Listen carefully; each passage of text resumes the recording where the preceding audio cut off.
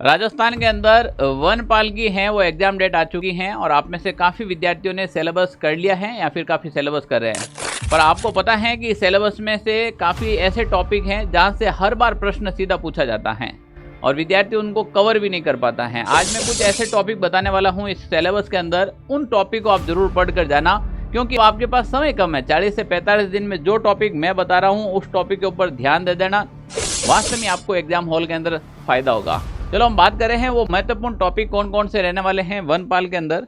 बहुत simple syllabus है, ज़्यादा इतना डिफिकल्ट सिलेबस भी नहीं है, टफ सिलेबस नहीं है अगर इसको थोड़ा सा अगर ढंग से पढ़ोगे तो। हम बात करेंगे यहाँ पर राजस्थान का इतिहास। अब राजस्थान के इतिहास के अंदर प्रमुख सभ्यता एवं पुरातात्विक स्थल दे रखे हैं। यहाँ पर सभ्यता जो राजस्थान की मुख्य से 5 से 7 सभ्यता हैं, अगर आप उनको ढंग से पढ़ लेते, एक प्रश्न यहाँ से राइट कर लेते और मेरे अपने इस यूट्यूब के ऊपर देखना 2-2 मिनट के शॉर्ट डाल रखे मैंने, टेलीग्राम में उसकी पीडीएफ भी डाल रखी है, इसीलिए कहता हूँ हमेशा टेलीग्राम ज्वाइन रखा करो आप लोग।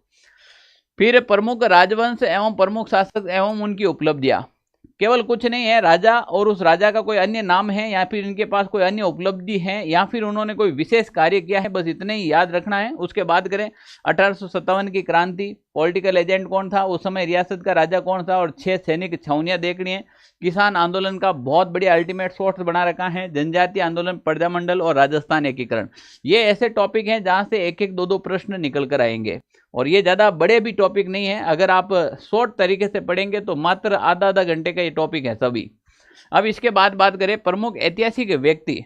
अब काफ़ी विद्यार्थी ये कहते हैं ऐतिहासिक व्यक्ति सर इतने सारे पढ़े कहाँ। अरे मैं कह रहा हूँ जो कक्षा 10 के अंदर आपके एक टॉपिक दे रखा राजस्थान कला संस्कृति, इतिहास कला संस्कृति, उसके अंदर 19 से 20 ऐतिहासिक व्यक्ति दे रखे, वो पढ़ लो, उससे बाहर नहीं जाएगा। अगर आप कहोगे तो मैं उसकी पीडीएफ टेलीग्राम में डाल दूंगा, आप वहाँ से कलेक्ट कर लेना। फिर राजस्थान कला एवं संस्कृति में स्थापत्य एवं चित्रकला। अब स्थापत्य में दुर्ग, महल, हवेलियां, छतरियां सब आ गया, पर आपको सबसे ज्यादा मंदिर स्थापत्य कला में ध्यान देना है, वहां से प्रश्न आता है। और दूसरा दुर्ग का चित्रकला है, लोक संगीत, वाद्य यंत्र, सामाजिक जीवन में वेशभूषा, आभूषण। अब काफी विद्यार्थी वेशभूषा को लेकर बैठ जाते हैं, अरे भाई वो टॉपिक पढ़ो जहां से प्रश्न आते हैं, वेशभूषा आएगा तो आप वैसे भी कर लेंगे। अब आ गए एग्जाम में धोती कहाँ पे जाती है, तुम सोचोगे क्या? तो ये चीज़ें यहाँ पर आपको दिमाग लगाने की जरूरत है। भाषा बोलियता 100% है, हर एग्जाम में प्रश्न आता है तो इस एग्जाम में भी आएगा भाषा बोलिया और साहित्य का, ठीक है ना। इसके अलावा अपन बात करें भारतीय राजनीतिक व्यवस्था, विशेषकर राजस्थान के संदर्भ में, राज्यपाल, मुख्यमंत्री, विधानसभा, यहाँ का सीधा प्रश्न आता है। स्थानीय स्वशासन का है, इसका भी देखना है, पंचायती राज का, तो स्थानीय स्वशासन का यहाँ से 1-2 प्रश्न सीधे निकल कर आएंगे। सबसे इंपॉर्टेंट चीज क्या है, राजस्थान के भूगोल के साथ में, भूगोल तो सभी विद्यार्थी पढ़ेंगे, आपको भी पढ़नी है, पर राजस्थान की अर्थव्यवस्था है, राजस्थान का इको सर्वे है, इसको विद्यार्थी नहीं पढ़ते हैं और यहाँ पर आपकी मेरिट डिसाइड होगी क्योंकि यहाँ से जो प्रश्न निकल कर आएंगे वो वही विद्यार्थी जो जिसने विशेष रूप से इस टॉपिक से रिलेटेड तैयारी की वही नंबर ले आएगा। ऐसा नहीं कि राजस्थान भूगोल तो पुराना किसी भर्ती में पढ़ रखा है तो भी वो आप राइट कर लोगे। आज से 3 साल पहले अगर आपने सिंचाई परियोजना पढ़ी है तो भी आप राइट कर लोगे, पर ये हर बार नए आंकड़े आते हैं इसके अंदर। बेरोजगारी, सूखा, इनसे संबंधित जो भी सरकार के द्वारा योजनाएं और हाल ही के बजट के अंदर इससे संबंधित कुछ सरकार ने कुछ बजट डाला है, यहाँ से सीधा प्रश्न आ जाता है। अब कृषि का प्रश्न है, पशुपालन का प्रश्न है, उद्योग का प्रश्न है। मैं अब भी कह रहा हूँ ये लो 3 नंबर मैं यहाँ पर बता के जा रहा हूँ, 3 नंबर आ गए। अब पढ़ने की ऐसे तो कोई कहता है ना भाई मुझे 2 पेज बता दो मैं पढ़ लूँ, ये ले मैं बता रहा हूँ भाई 6 पेज बता रहा हूँ, 3 नंबर आएंगे यहाँ से, सीधा प्रश्न है, सोचने का विषय नहीं है। अब यहाँ पर क्या करते हैं, दैनिक विज्ञान के अंदर आपके टॉपिक डिवाइड कर रखे हैं, ठीक है ना।